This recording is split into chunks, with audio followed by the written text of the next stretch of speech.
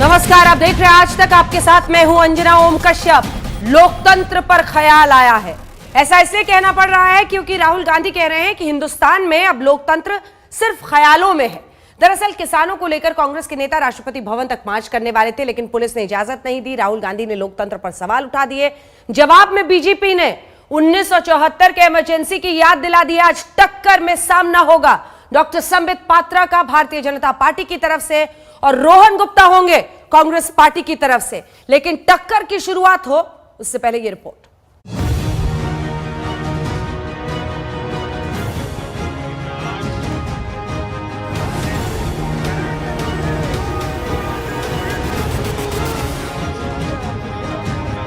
ये आप किस देश की बात कर रहे हो? ये कौन सी देश की बात कर रहे हो? डेमोक्रेसी? या मतलब कौन से देश की बात कर रहे हो? इंडिया की बात कर रहे हो? इंडिया में कोई डेमोक्रेसी नहीं है। डेमोक्रेसी इंडिया में ये मतलब आपके इमेजिनेशन में हो सकती है, मगर रियलिटी में है नहीं। दिल्ली में कुछ लोग सुबह शाम आए दिन मोदी को कोसते रहते हैं, टोकते रहते हैं, अपशब्दों का प्रयोग कहते हैं और आए दिन मुझे लोकतंत्र सिखाने के लिए रोज नए नए पाठ बताते रहते हैं। मैं उन लोगों को जरा आज आईना दिखाना चाहता हूं। ये जम्मू कश्मीर देखिए, यूटी बनने के इतने कम समय में त्रिस्तरीय पंचायती राज व्यवस्था को स्वीकार करके काम आगे बढ़ाया। लेकिन दूसरी ओर विडंबना देखिए, पुडुचेरी में सुप्रीम कोर्ट के आदेश पंचायत और म्युनिसिपल इलेक्शन नहीं हो रहे हैं और जो मुझे यहां रोज लोकतंत्र के पाठ पढ़ाते हैं ना, उनकी पार्टी वहां राज कर रही है। आइए चर्चा की शुरुआत करते हैं। डॉक्टर संबित पात्रा, प्रवक्ता भारतीय जनता पार्टी के, रोहन गुप्ता, प्रवक्ता कांग्रेस पार्टी के, हमारे साथ चर्चा में जुड़ रहे हैं। सबसे पहले सवाल आपके पास संबित पात्रा जी, अब देश में लोकतंत्र सिर्फ कल्पना में रह गया है, ये कहा है राहुल गांधी ने। आप सब जितने लोग विरोध करते हैं सबको देशद्रोही कह देते हैं, राष्ट्र विरोधी कह देते हैं। संबित जी, देखिए, मैं दो भागों में इसका उत्तर दूंगा। पहला लोकतंत्र और दूसरा 2 करोड़ हस्ताक्षर। पहला लोकतंत्र, अगर लोकतंत्र खतरे में होता, लोकतंत्र नहीं होता इस देश में, जिस प्रकार से मजाक किया राहुल गांधी ने, उन्होंने कहा किस देश में रहते हो, किस देश की बात कर रहे हो? भारत? नहीं, भारत में तो लोकतंत्र है ही नहीं, भारत तो लोकतांत्रिक देश है ही नहीं। अरे राहुल गांधी जी, कल रात तक, देर रात तक डीडीसी चुनाव के नतीजे आए हैं पूरे। परसों तक रुझान आ रहे थे, कल जाके वो कंसोलिडेटेड हुए हैं। पूरा विश्व हिंदुस्तान के लोकतंत्र को सलाम कर रहा है। एक गोली नहीं चली, सेपरेटिस्ट आतंकवादी जीत नहीं पाए। जीत कश्मीर की जनता की हुई, जीत भारतवर्ष के लोकतंत्र की हुई। और आज आप कह रहे हैं कि लोकतंत्र नहीं है हिंदुस्तान में। आपकी पार्टी की समाप्ति हो रही है, आपके पार्टी के मुख्य परिवार की समाप्ति हो रही है राजनीतिक दृष्टिकोण से। उसका अर्थ यह नहीं होता है कि लोकतंत्र समाप्त हो गया। लोकतंत्र कोई गांधी फैमिली का पर्यायवाची शब्द नहीं है जो आप कहेंगे कि लोकतंत्र समाप्त हो गया। और कैसा लोकतंत्र चाहिए? शाहीन बाग में बैठे थे आप, 3 महीने तक लगातार बैठे रहे, 50 लोगों की मृत्यु हो गई। आप बताइए, अभी 29 दिन से, लगभग 1 महीने से किसान बंधुओं का प्रोटेस्ट चल रहा है। क्या ये लोकतंत्र नहीं है? कि आप याद करिए अच्छी तरह से, रामलीला मैदान में जब बाबा रामदेव आपके समय 2013 में बैठे थे, रात को 12 बजे लाठीचार्ज कराया गया था और उसके अंदर लोगों की मृत्यु हुई थी, एक महिला की हत्या कर दी गई थी। वह होता है लोकतंत्र की हत्या। और अंजना जी, जहां तक ये हस्ताक्षर का सवाल है, आपने कहा राहुल गांधी ने 2 करोड़ हस्ताक्षर करा लिए। अंजना जी, अगर 2 करोड़ हस्ताक्षर हो गए होते वास्तविक रूप में, 1 वर्ष लग जाता 2 करोड़ हस्ताक्षर कराने में, और उतने हस्ताक्षर कराने के लिए उतने कार्यकर्ता कांग्रेस के पास होते तो बिहार, 12 राज्य, हैदराबाद, जम्मू कश्मीर में कांग्रेस की ये हालत नहीं होती, नेस्तनाबूत कांग्रेस पार्टी नहीं हो जाती, कहीं ना कहीं कुछ ना कुछ सीट ले आती। मैं बताता हूं 2 करोड़ हस्ताक्षर की जो हकीकत है। आप रणदीप सिंह सुरजेवाला को 5 दिन से देख नहीं पा रहे हैं। एक कमेटी इन्होंने बनाया था, आनंद शर्मा, रणदीप सिंह सुरजेवाला, गुलाम नबी आजाद, इन सबको कमरे में बंद किया था, हस्ताक्षर करो, 2000 हस्ताक्षर। वो जिस दिन आनंद शर्मा जी को कमेटी से निकाला, वो निकल गए, बोले मैं हस्ताक्षर नहीं करूंगा, तुम लोगों ने मुझे कमेटी से निकाला है, करो। रणदीप सिंह सुरजेवाला, बेचारे रणदीप सिंह सुरजेवाला 5 दिन से हस्ताक्षर कर रहे हैं। ये मोटी मोटी उनकी उंगलियां हो गई है सूझ के। 2 करोड़ हस्ताक्षर कर लिया। अरे 2 करोड़ हस्ताक्षर अगर राहुल गांधी को मिल गए होते, राहुल गांधी जी की ये हालत होती? फिर से प्रेसिडेंट बन जाते कांग्रेस पार्टी का। क्यों रोहन नहीं जी, बना रही है कांग्रेस चलिए रोहन पार्टी जी अब फिर से जवाब राहुल देंगे। गांधी को प्रेसिडेंट? रोहन अगर जी 2 जवाब करोड़ देंगे। फार्मर है। रोहन जी जवाब देंगे। जवाब देना 2 करोड़ चाहूंगा, हस्ताक्षर जवाब पर देना भी और जो बिल्कुल। सवाल पूछ रही हूं उस देखिए पर अंजना भी जी, ये आप- सवाल रोहन जी आपको सख्त जरूर लग सकता है, लेकिन ये सवाल पूछा जाना चाहिए। एक ऐसी पार्टी जिसने एक परिवार के सदस्यों को हमेशा शीर्ष पर बिठा कर रखा, वो लोकतंत्र पर सवाल करे तो लोग कितनी ईमानदारी देखेंगे उसमें? देखिए अंजना जी, पहले डॉक्टर पात्रा ने जो बात की उसका जवाब दे दूं। हाँ। आपके शासन में 41 हमारे किसान जो है बिना गोली के मर गए, और आप लोकतंत्र की बात कर रहे हैं। आपके शासन में 30 दिन से हमारे किसान रोड पे अपने अधिकार के लिए लड़ रहे हैं, आप लोकतंत्र की बात कर रहे हैं। ये वही सरकार है जो थोपो और राज करो। नोटबंदी में 100 लोग मर गए, भाई और बहनों, कब भ्रष्टाचार खत्म हो जाएगा? क्या हुआ? ये लोकतंत्र है। आपके शासन में जीएसटी में छोटा व्यापारी आज भी उससे उबर नहीं पा रहा है, ये लोकतंत्र है। आपके शासन में नमस्ते ट्रंप करके आप कोरोना देश में लेके आए, आज इतने लोग 1.5 लाख लोग मर गए, आपकी जिम्मेदारी है, ये एक लोकतंत्र है।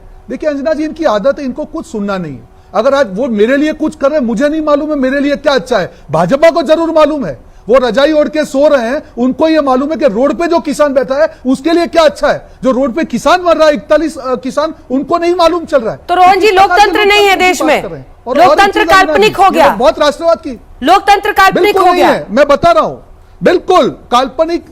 जहां जहां पर आपकी चुनी हुई सरकार है वो भी लोकतंत्र नहीं है। मोदी जी के लोगों पास ने वोट नहीं नवाज किया शरीफ, है। सुन लीजिए, हाँ। सुन लीजिए, सुन लीजिए, आज उस नियम से फिर कैप्टन अमरिंदर, अशोक गहलोत सब डिक्टेटर हैं। को यहाँ पे रौंदा जा रहा है जो या मोदी नहीं, सिर्फ सुनिए, डिक्टेटर है? देखिए अंजना जी, दो चीजों को आप मिक्स कर रहे हैं। बात लोकतंत्र को शासन में आने के बाद में सरकार की जिम्मेदारी होता है कि विरोध का अगर सुर हो तो आवाज तो सुने, कम से कम आपको जो करना हो कीजिए, पर आवाज ही नहीं सुनेंगे आप। और एक और चीज, नवाज शरीफ की मांग एक्सपायर हो गई, उन्होंने लेटर भेजा, अच्छी चीज है। 41 किसान मर गए, प्रधानमंत्री जी को याद नहीं आया।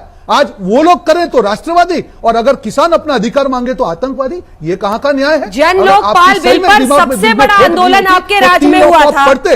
जन लोकपाल बिल पर सबसे बड़ा आंदोलन आपके राज्य में हुआ था। क्या हो गया था? महीनों चला था सर, महीनों हम लोगों ने भी कवर किया था, महीनों इसी तरह से चलता रहा। और रामदेव जब रामदेव बैठे तो वहां पर लाठीचार्ज हुआ, रातों रात भगाया गया। जी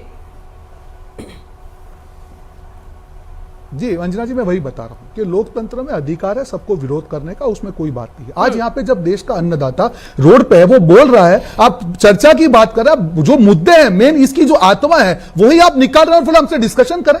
वो किसान पागल नहीं है अंजना जी, 41 किसानों का शहीद होना छोटी चीज नहीं है। 30 दिन से वो लोग बैठे हैं, सरकार को बुलाना चाहिए, सुनना चाहिए। और उनका जो अहंकार है, ये लड़ाई किसान के स्वाभिमान की और भाजपा के अहंकार की है, और पूरा देश किसान के साथ खड़ा है। और दूसरा चीज अंजना जी, किसान सिर्फ अपने लिए नहीं लड़ रहा है, किसान हर एक आदमी से डिले टैक्टिक्स चल रहे हैं। संबित पात्रा जी, नहीं संबित पात्रा से पूछ रही हूं, आपसे नहीं। परिवार वाले सवाल पे आपने जवाब नहीं दिया, लेकिन मैं लौटूंगी थोड़ी देर में। डॉक्टर संबित पात्रा, किसानों के साथ आप मैं जवाब देना चाहूंगा, मैं जवाब रुक जाइए, आप समय देंगे तो उसका भी जवाब दूंगा। आऊंगी। डिले टैक्टिक्स कर रहे हैं, रोज टीवी पे बैठ के हमें समझाते हैं किसान तो हमारे अन्नदाता हैं, भगवान हैं, अपने हैं। लेकिन आंदोलन पर आया है, आंदोलन वामपंथियों ने हाईजैक कर लिया। किसान देखिए हमारे अच्छे हैं, लेकिन उन्होंने, अरे किसान बैठे हुए हैं सर, सरहद पे बैठे हुए हैं इस ठंड में। संबित जी, देखिए अंजना जी, किसान अन्नदाता था, है और हमेशा रहेगा, वो हमारा भगवान है। किसान को अगर अपने अधिकार के लिए लड़ना है तो बिल्कुल उनका अधिकार है, और ये हम उनके पैरों के नीचे बैठ के उनकी बातें सुनेंगे, और ये सरकार उनकी बातें सुन रही है। आप देख रहे हैं 35 किसान ऑर्गेनाइजेशन जिस प्रकार से सरकार रातों रात, मतलब उनको बुलाया भी गया, और रात रात बैठकर किस प्रकार तोमर जी, पीयूष गोयल जी, अमित शाह जी ने सबकी बातें सुनी, और आगे की भी न्योता दी जा रही है, यह भी आप देख रहे हैं। और अधिकांश विषय संशोधन के दायरे में डाल करके जो मांगे थी उन्हें पूरी भी की गई है। आगे भी कोई मांग रहेगी उसको भी हम लेके चलेंगे, यह भी आश्वासन सरकार ने दिया है। मगर यह कह देना कि हिंदुस्तान में लोकतंत्र ही नहीं है, आप उस बाइट को सुनिए, राहुल गांधी जी क्या कहते हैं। Which country you are talking about? India? India is not a democratic country, democracy exist only in imagination. ये क्या मजाक? आप देश के एक प्रमुख नेता हैं। मैं राहुल जी से सवाल पूछता हूं, राहुल जी आप लोकतंत्र की दुहाई दे रहे हैं, आप केरल के वायनाड से एमपी बने हैं, क्योंकि अमेठी से तो हमारी दीदी ने आपको भगा दिया, तो वायनाड से एमपी बन के आए हैं। वायनाड में अर्थात केरल में एपीएमसी एक्ट ही नहीं है, एपीएमसी मंडी ही नहीं है, क्योंकि केरल के सरकार ने एपीएमसी तो लागू ही नहीं किया है। आपने एक दिन तो वहां लोकतांत्रिक तरीके से अपने आवाज को बुलंद नहीं किया। वहां के किसान किसान नहीं है, वहां के किसान मनुष्य नहीं है? वहां के किसानों को मंडी का अधिकार नहीं मिलना चाहिए? आप बताइए, राहुल गांधी बतौर एमपी अपने लोकतांत्रिक अधिकारों का प्रयोग केरल के किसानों के लिए कब करेंगे? मीठा मीठा गप गप, कड़वा कड़वा थू थू। और वो राहुल गांधी जी, ये कैप्टन अमरिंदर सिंह का ट्वीट देखिए जरा। अंजना जी, मैं तो कैमरा पर्सन को कहूंगा कि इसको पास से दिखाए इस ट्वीट को। ये ट्वीट 27/7/2016 का है। मैं आपके सहूलियत के लिए पढ़ देता हूं कैप्टन अमरिंदर सिंह 2016 को क्या कह रहे थे। कैप्टन अमरिंदर सिंह कहते हैं, we brought the Reliance group to Punjab that initiated retail agri business project of ₹3,000 crore. This would have tripled the incomes of at least 1.5 lakh farmers in 3,000 villages. But the Akalis cancelled it. Sambit ji, मतलब आप Reliance company को लेकर आए तो बल्ले बल्ले, और जब हम कॉन्ट्रैक्ट फार्मिंग की बात करें तो थल्ले थल्ले, तो सारा कुछ मुश्किल हो जाए। क्या घुमा रहे हैं आप? देखिए सर्जिकल, एक सर, सेकंड, बल्ले बल्ले थल्ले थल्ले के बीच बीच तो किसान वहां बैठे हुए हैं ना, सरहद पर, दिल्ली के राजधानी के बॉर्डर पर। अंजना जी, अंजना जी, आपके लिए कैप्टन अमरिंदर आके सुलझा देंगे। आप जाइए, आप बताइए, कृषि मंत्री जाए, कोई तो बातचीत करेगा ना सर। मैं नहीं, बातचीत तो चल रही है, मैं अंजना जी इसका उत्तर भी दे रहा हूं।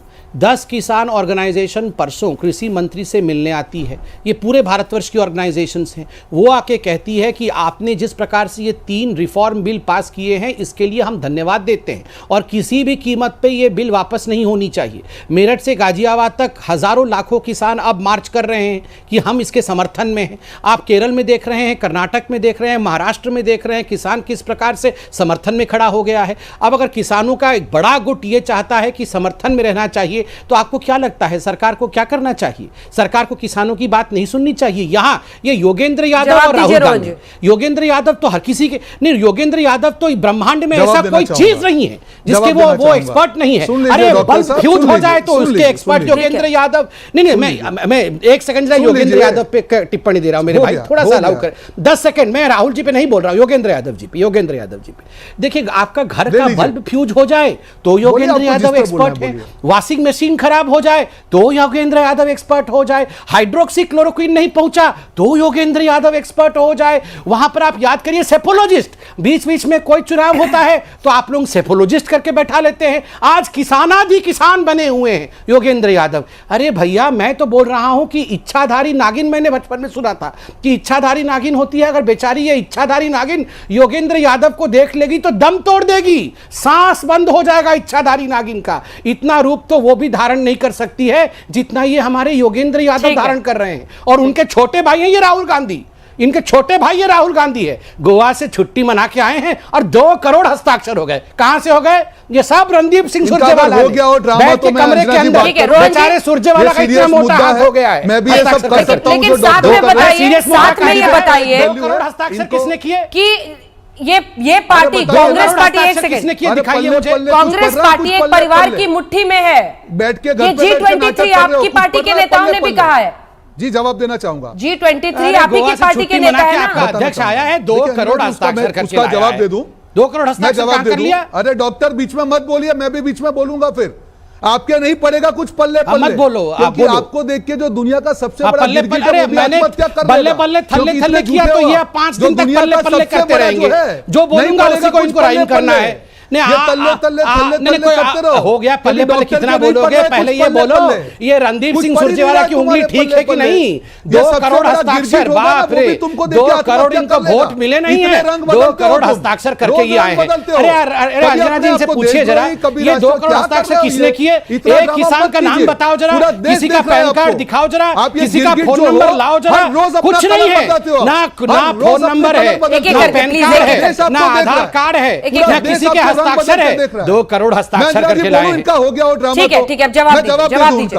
2 करोड़ सिग्नेचर में कितने पेपर्स हुए? 2 करोड़ सिग्नेचर्स का मतलब है, ये कई लोग सवाल पूछ रहे हैं वैसे रोहन जी, कि 2 करोड़ लोगों के सिग्नेचर। देखिए अंजना जी, मैं आपको बता दूं, क्योंकि डॉक्टर साहब हैं, पर कौन सी डिग्री है जरा बाद में चेक करेंगे, पर जो 2 करोड़ सिग्नेचर के पीछे बता दूं कि हमारे जो, अरे भैया, आपकी सोनिया गांधी जी से अच्छी डिग्री है, आपकी सोनिया जी और आपके राहुल जी से और आपकी दीदी से भी बहुत अच्छी डिग्री है।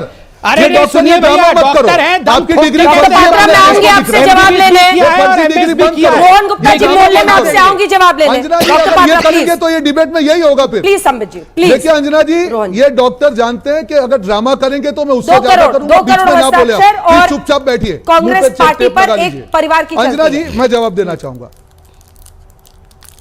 देखिए अंजना जी, जो परिवार की आप बात कर रहे हैं, मैं आपको एक समय याद दिला दूं 1998 का, जब कांग्रेस सिमट कर सिर्फ 4 स्टेट में रह गई थी। तब सोनिया जी, तब हमारे पास गांधी परिवार के पास सत्ता नहीं थी, तब सोनिया जी ने उस चैलेंज को लिया और 2004 में हर केडर को एनर्जाइज किया। 6 साल में हम सत्ता में आए। सत्ता में आने के बाद भी वो प्रधानमंत्री नहीं बनी। आप कौन से परिवार की बात कर रहे हैं? हमेशा जो परिवार है उन्होंने गाइडिंग फोर्स का काम किया और जब भी कांग्रेस पार्टी को तकलीफ पड़ी, कांग्रेस पार्टी को मदद करके सत्ता में लाए। कहा प्राइम गांधी मिनिस्टर परिवार का नहीं कोई बनने के सदस्य पीछे क्या प्रधानमंत्री कुछ बना हुआ हुआ था, है याद है 1989 के बाद आपको? में? जवाब दे दे। रोहन जी। लालच ये है। रोहन जी पता नहीं तब आप नहीं एक्टिवली बिल्कुल नहीं कांग्रेस अंजना में जी, थे मैं या आपको नहीं, बता क्या रहा हूं, हुआ था वो याद बहुत दिलाऊं बड़ी क्या? चीज है। इतना बड़ा बलिदान, मैं बिल्कुल एक्टिव था, मैं आपको बता रहा हूं।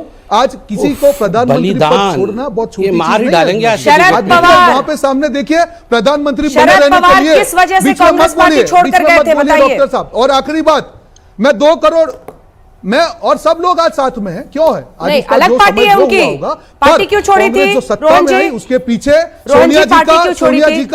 रोहन जी, शरद पवार ने पार्टी क्यों छोड़ी थी? उसमें याद है उस आपको? टाइम पे जो भी मुद्दे रहे हो, सोनिया जी ने कांग्रेस की जो सरकार है यूपीए की, आज कांग्रेस की सरकार सोनिया जी के उसमें अध्यक्षता में बनी और उन्होंने प्रधानमंत्री का पद त्याग दिया। उन्होंने नहीं लिया। क्यों नहीं लिया? उनको लगता था कि मुझे अगर साझा सरकार है, मुझे देश को अच्छी सरकार देनी है, मुझे प्रधानमंत्री नहीं बनना है। ये छोटी चीज नहीं है अंजना जी, हम बार बार बात कर रहे हैं और 2 करोड़ सिग्नेचर की बात कर रहे हैं। अरे डॉक्टर साहब, पत्ते गिनते रह जाओगे? क्यों आज आपकी सरकार ने रोका? हम तो ट्रक लेके आ रहे थे। चैलेंज कर रहा हूं, कल वापस भेजिए, हम वापस 2 करोड़ सिग्नेचर बैठते हैं। आपके जैसे डॉक्टरों को बिठा दो, कम से कम कुछ तो काम करें देश के। वैसे भी बेरोजगार घूम रहे हो आप लोग, बैठ के देश का काम कीजिए। 2 करोड़ सिग्नेचर गिनिए, आपके कृषि प्रधान को बताइए कि ये फार्मर पूरे देश का आपके खिलाफ है। अहंकार बंद इनका कीजिए। हो गया और हो ये तो ड्रामा अब मैं बंद बोल लूं कीजिए, जरा डॉक्टर अंजना साहब। जी। ये रोहन सीरियस जी, मुद्दा है, आपने किसानों बताया का नहीं, अन्नदाता शरद पवार ने का। कांग्रेस और पार्टी क्यों छोड़ी धन्यदाता थी? को जियो जियो, हमारे और दर्शक अन्नदाता गूगल को करने मरो लगे। मरो।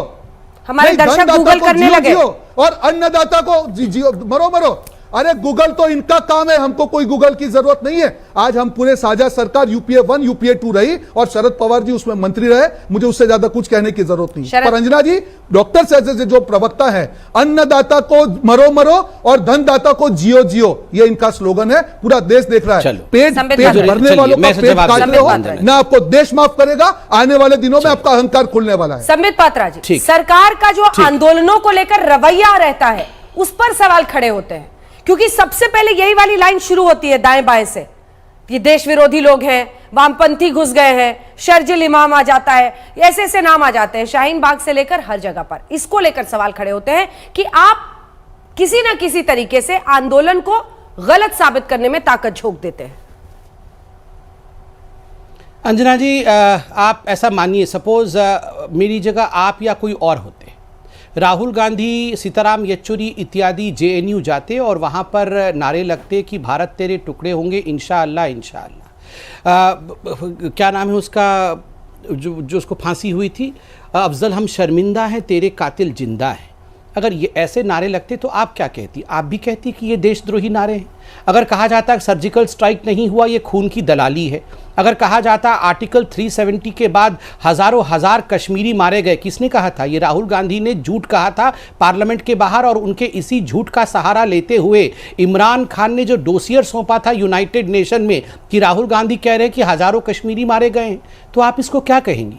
आप इसको उचित कहेंगे क्या? मैं तो उचित नहीं कह सकता हूं। आप याद करिए, शर्जिल इमाम और उमर खलीद को हम लेकर नहीं आए थे। शर्जिल इमाम और उमर खलीद को शाहीन बाग में इनके भाषण हुए थे और कहा गया था इनके भाषणों के माध्यम से कि हमें चिकन नेक को, असम इत्यादि को अलग कर देना है, हिंदुस्तान से अलग कर देना है, हमें ट्रेनें बंद कर देनी है, भारत को काट देना है। और अभी भी किसान आंदोलन में मैं किसानों के ऊपर कोई उंगली उठा नहीं रहा हूं, मगर इन्फिल्ट्रेशन हुआ है। आप याद करिए, इसी इन्फिल्ट्रेशन का नतीजा रहा है कि शर्जिल इमाम, उमर खालिद, इन सब की पोस्टर और होर्डिंग लगाई गई, इनकी रिहाई की मांग हुई। मैं आपको दिखाता हूं, देखिए, एक मांग रहा है इनका 6ठा नंबर मांग किसानों का 13 नवंबर 2020 का। सारे ऑर्गेनाइजेशन का नहीं है, मगर एक ऑर्गेनाइजेशन का है। उन्होंने कहा है 13 नवंबर 2020 को कि जो पोएट्स गिरफ्तार हुए हैं, जो इंटेलेक्चुअल्स गिरफ्तार हुए हैं और जिनको जेल के अंदर रखा गया है उनको रिहा कर दिया जाए। बताइए ये किसान के बिल के साथ पोएट का क्या संबंध है? ये मांग हाईलाइट करना आपको सूट करता है संबित जी, ये मांग हाईलाइट करना आपको सूट करता है, इसीलिए आप कर रहे हैं, वरना आप छोड़िए ना। ये एक जगह पर तस्वीर आई, उससे पूरे आंदोलन को रंग देना सही है क्या? अंजना जी, आपको भी पता है, आपके कृषि मंत्री बात कर रहे हैं ना सर संगठनों से, आपके कृषि मंत्री बात कर रहे हैं ना, 5 राउंड बातचीत हुई है सर, वो तो किसान है। बिल्कुल बिल्कुल बिल्कुल। अंजना जी सुनिए मेरी बात। अंजना जी, अगर सारे लोग उसमें माओइस्ट होते, सारे लोग उसमें लेफ्टिस्ट होते तो हमारे कृषि मंत्री बात नहीं करते। चूंकि किसान है इसलिए बात हो रहे हैं, मगर जो उसमें इन्फिल्ट्रेशन हुआ है उनके विषय में तो एक्सपोज करना आवश्यक है। और चूंकि आपने मुझसे सवाल पूछा कि क्या सच में लेफ्टिस्ट उसमें इन्फिल्ट्रेट हुए हैं, तो मेरा कर्तव्य और दायित्व है कि मैं ये उदाहरण रखूं। ये भी तो मेरा लोकतांत्रिक अधिकार है।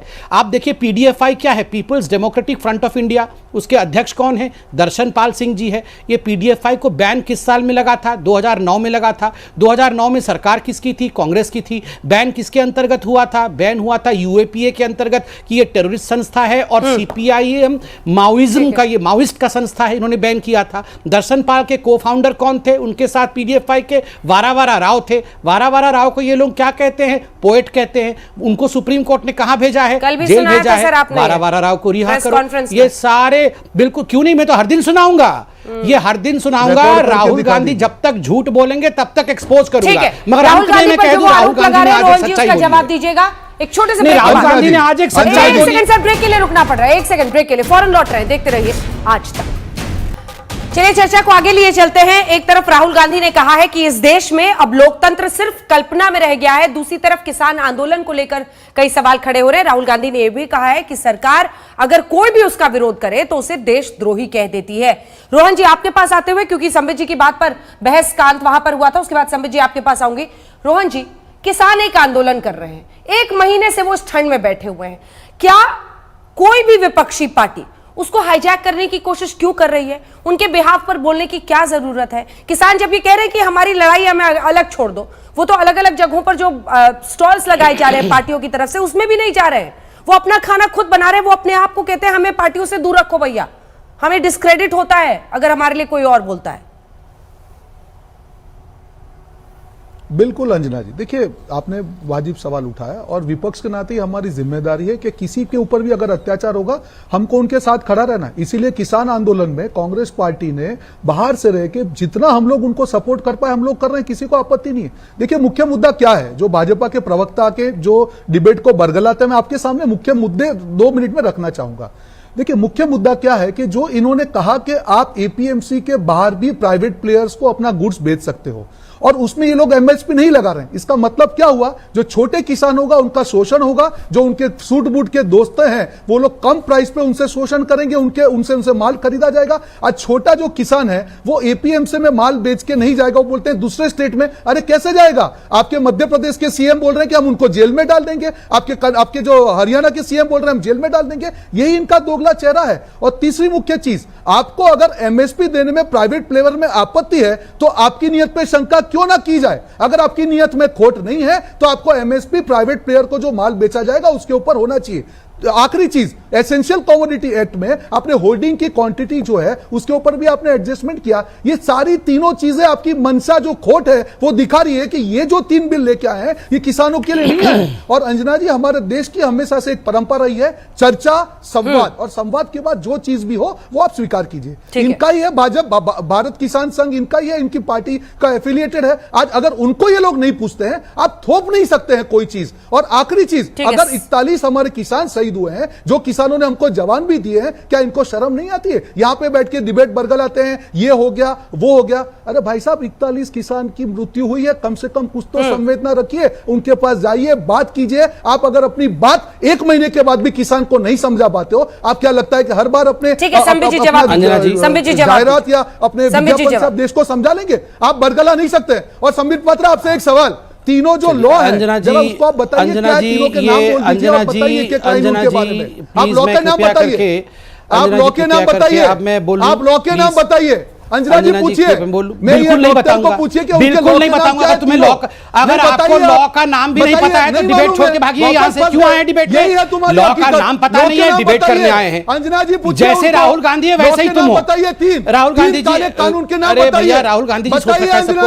अंजना जी मैं कृपया करके बोल लूं, मैं शांति से गए संबित पात्रा, ना तुमको कोविड का मतलब मालूम था, ना 3 को 3 लोग है, बताइए नाम बताइए। मुझे कुछ नहीं मालूम है, अब मुझे बोलने दिया जाए। ठीक है, अब जवाब दे रहे हो। अंजना जी मैं बोल लूं, अरे बताइए ना, अरे बताइए ना, बोलिए। अंजना जी मैंने शांति से सुना इनकी बात को। अंजना जी ये उचित नहीं है, मैं भी बीच में चिल्ला सकता हूं, इसके बाद मैं भी चिल्ला सकता हूं। ये 3 नाम मालूम नहीं। अंजना जी मैं जवाब करूंगा, आप चाहें कि मैं चिल्लाऊं? के नाम पूछ रहा हूं डॉक्टर पात्रा। रोहन जी अब जवाब सुनिए। आज बोलिए। मैं आपको नहीं बताऊंगा। आपको अगर 3 रिफॉर्म्स के नाम पता नहीं है तो आपको इस डिबेट में आने का अधिकार नहीं है। नहीं मालूम है तो आप उठ के जाइए, उठ के यहाँ से कृपया करके जाइए।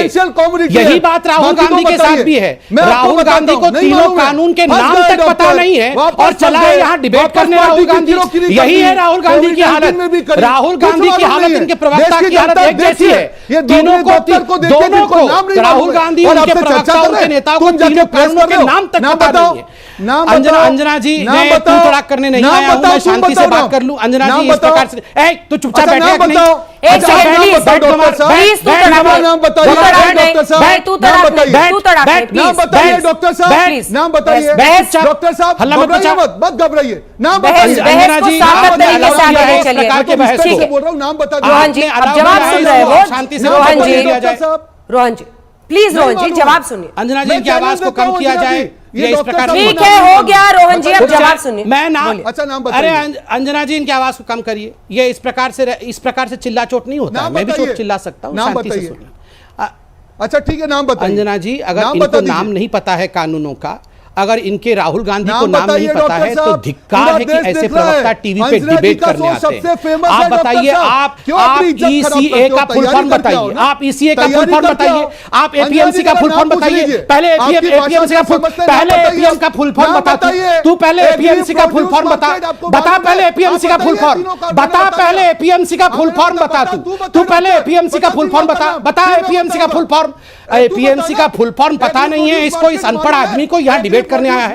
अंजना जी पहले इस अनपढ़ आदमी की आवाज को कम करिए। अनपढ़ आदमी को एपीएमसी का फुल फॉर्म तक पता नहीं। मैं इस प्रकार के डिबेट में भाग नहीं ले सकता हूं। इनकी आवाज को कम करिए। एपीएमसी का फुल फॉर्म बता। तू पहले एपीएमसी का फुल फॉर्म बता। ए गवार, पहले एपीएमसी का फुल फॉर्म बता पहले एपीएमसी का फुल फॉर्म बता। पहले एपीएमसी का फुल फॉर्म बता। पहले एपीएमसी का फुल, हिम्मत है अगर पढ़ा लिखा इंसान है तो एपीएमसी का फुल फॉर्म बता। तू पहले एपीएमसी का फुल फॉर्म बता। एपीएमसी का फुल फॉर्म इस आदमी को पता नहीं है। ईसीए का फुल फॉर्म इस आदमी को पता नहीं है। किसको बुलाती हैं आप अंजना जी डिबेट में? या आज तक किसको डिबेट में बुलाता है? ऐसे लोगों को बुलाया जाता है डिबेट में जिसको एपीएमसी का फुल फॉर्म नहीं पता। अब अंजना जी कृपया करके इनकी आवाज को कम करें। अरे तुमको इनकी आवाज को कम करिए जरा अंजना जी। मैं बिल्कुल इस प्रकार चिल्लाना नहीं चाहता हूँ। ये चिल्ला रहे थे, मैं चिल्ला रहा था। अब बंद करिए इनकी आवाज। अब आप लोगों का क्विज हो गया हो तो आगे बढ़े प्लीज। देखिए दर्शकों का पूरा टाइम इसी में निकल जाएगा। अंजना जी अब आप नाम पूछिए, वो एपीएमसी का आपसे फुल फॉर्म पूछते रहेंगे, वक्त दर्शकों का बर्बाद होगा। प्लीज जवाब लेते हैं संबित जी।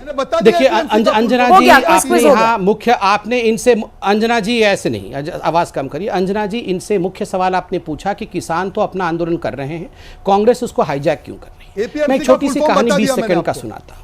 एक कुक्कू था, कोयल, उसका नाम पप्पू था, पप्पू कुक्कू।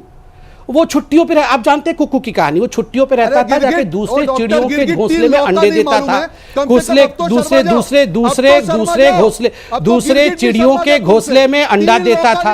और दूसरे चिड़िया जब देखते थे अंडा जब हैच होता था तो उसमें से उनके बच्चे नहीं निकलते थे, कुक्कू के बच्चे निकलते थे। तब चोंच मार मार के उनको भगाया जाता था। ये राहुल गांधी और कांग्रेस पार्टी का यही हाल है। ये छुट्टी में रहते हैं, दूसरों के घोंसले में जाके अंडे देते हैं और ये चाहते हैं कि इनके राजनीतिक महत्वाकांक्षाओं को दूसरे जो है वो सेकते रहे और वो उनको बड़े करते रहे। अंजना जी बहुत देर तक आप दोनों लगातार बोल रहे हैं, मैं दोनों की आवाज नीची कर रही हूं। बारी बारी से बोलिए रोहन जी, एक बात 10 बार बोलने से नहीं सही हो जाएगा। और संबित जी आप भी देखिए, ये ऐसी बहस है जिसको सभी सुन रहे हैं, एक सार्थक तरफ हम बढ़े वो बहुत जरूरी है। विषय पर वापस आइए डॉक्टर संबित पात्रा, कहानी आपने सुना दी। सवाल यह है कि आज राहुल गांधी कह रहे हैं लोकतंत्र देश में खतरे में है क्योंकि विरोध की आवाज को आप दबाते हैं। जब किसान आंदोलन कर रहे हैं तो सरकार कई जगहों पर कहती है कि विरोधियों ने हाईजैक कर लिया है, लेकिन इस बीच किसान बैठे हुए हैं। 1 महीना हो गया है। आज शाम आप भी घर में बैठे, मैं भी स्टूडियो में बैठी हूं। किसान वहां बाहर खुले में इस तापमान में बैठे हुए हैं। थोड़ी तो सहनशीलता हम लोग दिखा दें, थोड़ी सहनशीलता, गंभीरता। देखिए अंजना जी आप इस डिबेट को रिवाइंड करके देखिए, बीच में इस प्रकार की अभद्रता किसने आरंभ की, चिल्लाना किसने आरंभ किया। और यही लोग, मैं राष्ट्रीय पार्टी का प्रवक्ता हूं जिसकी सरकार है, मुझे तो बोलने भी नहीं दे रहे हैं और ये कह रहे हैं कि लोकतंत्र खतरे में है। लगातार हमारे ऊपर चिल्लाना, तरह तरह की गालियां मोदी जी को देना, कम से कम फिर देखो फिर आरंभ हो गया, फिर इनको आरंभ हो गया। एपीएमसी का फुल फॉर्म बता तू पहले एपीएमसी का फुल फॉर्म बता, पहले ईसीए का फुल फॉर्म बताओ। अब मैं तुम्हारा टेस्ट लूंगा, तुम बताओ। नहीं पूरा बताओ। एपीएमसी का नहीं अभी टेस्ट होगा, इनका टेस्ट होगा। एपीएमसी का फुल फॉर्म बताओ। अब ईसीए का फुल फॉर्म बताओ, ईसीए का फुल फॉर्म बताओ, ईसीए का फुल फॉर्म बताओ, ईसीए का फुल फॉर्म बताओ, ईसीए का फुल फॉर्म क्या बताओ। इस बदतमीज आदमी को आज मैं इस बदतमीज आदमी को तमीज सिखाऊंगा। तुम पहले बताओ कि ईसीए का फुल फॉर्म क्या है, बताओ। ईसीए का नहीं, ईसीए का फुल फॉर्म बताओ। ईसीए का फुल फॉर्म क्या है बताओ। ईसीए का फुल फॉर्म बताओ। ईसीए का फुल फॉर्म बताओ। ईसीए का फुल फॉर्म बताओ। ईसीए का फुल फॉर्म क्या है बताओ। ईसीए का फुल फॉर्म क्या है बताओ। अगर पढ़े लिखे इंसान हो, अगर कानून की थोड़ी भी जानकारी है तो ईसीए की पहले फुल फॉर्म बताओ। ईसीए की पहले फुल फॉर्म बताओ पहले ईसीए की फुल फॉर्म, उसके बाद मैं बताता हूं। पहले ईसीए की फुल फॉर्म बताओ। पहले ईसीए का फुल फॉर्म बताओ। पहले ईसीए का फुल फॉर्म बताओ। इनको यह भी पता नहीं है कि पहला कानून एपीएमसी मंडी पर है, दूसरा कानून फार्मिंग कॉन्ट्रैक्ट फार्मिंग पर है और तीसरा लोकतंत्र पर ख्याल आया राहुल गांधी को। बहस की शुरुआत हुई लेकिन लगातार बोलने की वजह से आखिरी के 10-15 मिनट में कुछ भी बात आगे नहीं बढ़ पाई। एक ब्रेक के लिए हम रुक रहे हैं, देखते रहिए आज तक। राहुल गांधी ने किसान आंदोलन के बीच हस्ताक्षर वाली चिट्ठी राष्ट्रपति को दी और फिर देश में लोकतंत्र पर ही सवाल खड़ा कर दिया था। इसी पर आप देख रहे थे आज हल्ला बोल में टक्कर। देखते रहिए आज तक। नमस्कार, मैं हूं अंजना ओम कश्यप। हमें उम्मीद है ये वीडियो आपको पसंद आया होगा। लेटेस्ट खबरों के लिए यूं ही देखते रहिए आज तक और इस वीडियो के पसंद आने पर लाइक, शेयर एंड सब्सक्राइब करना ना भूलें।